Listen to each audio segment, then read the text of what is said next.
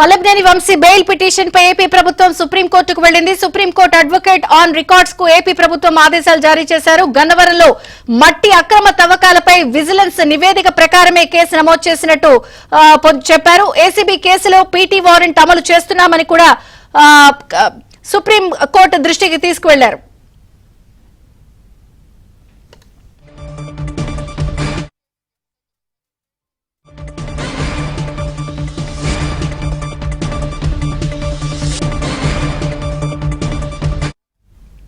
Breaking news చూస్తున్నాం. వల్లభనేని వంశీకి AP high court bail ఇవ్వడంపై ఏపీ ప్రభుత్వం సుప్రీంకోర్టుకు వెళ్లనుంది. దీనిపై సుప్రీంకోర్టు అడ్వకేట్ ఆన్ రికార్డ్స్ కి ఏపీ ప్రభుత్వం ఆదేశాలు ఇచ్చింది. గన్నవరంలో మట్టి అక్రమ తవ్వకాలపై విజిలెన్స్ నివేదిక ప్రకారం కేసు ఇప్పటికే నమోదైంది. అయితే ఏసీబీ కేసులో పీటీ వారెంట్ అమలు చేస్తున్నారంటూ వంశీ హైకోర్టుకు వెళ్లి బెయిల్ తెచ్చుకున్నారు.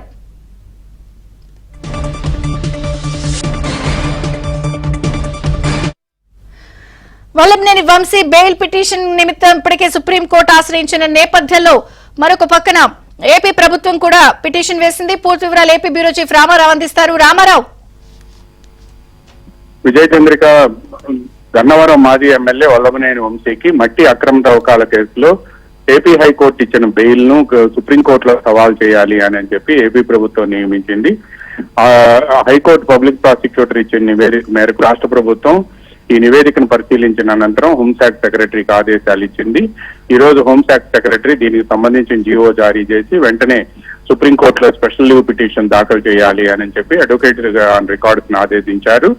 కిడ్నాప్ కేసులో వల్లభనేని వంశీని ఆ రాష్ట్ర ప్రభుత్వం అరెస్ట్ చేసింది. ఆ తర్వాత ఆయన విజయవాడ కోర్టులో ప్రవేశపెట్టగా ఆయన్ని రిమాండ్ కు పంపారు. ఈ నేపథ్యంలోనే గన్నవరంలో 2019 నుంచి 24 వరకు జరిగిన మట్టి అక్రమ తవ్వకాలకు సంబంధించి విజిలెన్స్ ఎన్ఫోర్స్మెంట్ ఒక నివేదికను రూపొందించి మొత్తం 195 కోట్ల రూపాయల మేరకు కూడా ప్రభుత్వ ఖజానాకు నష్టం వాటిల్లింది అని చెప్పి ప్రభుత్వానికి నివేదిక ఇచ్చింది.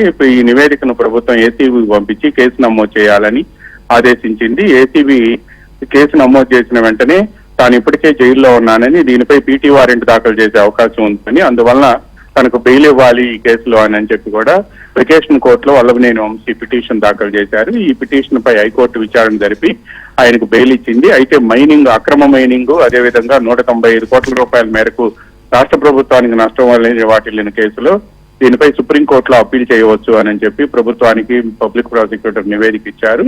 ఈ నివేదిక అందిన వెంటనే ప్రభుత్వం సోమవారం వల్లభనేని వంశీకి హైకోర్టు ఇచ్చిన బెయిల్ ను రద్దు చేయాలంటూ కూడా సుప్రీంకోర్టులో స్పెషల్ లీవ్ పిటిషన్ దాఖలు చేయాలి అని చెప్పి అడ్వకేట్ ఆన్ రికార్డ్స్ ను ఆదేశిస్తూ ఈ రోజు కొద్దిసేపటి క్రితం ఉత్తర్వులు జారీ చేసింది. ఈ మేరకు జీవో కూడా ప్రభుత్వం ఇచ్చింది. విజయ్ చంద్ర.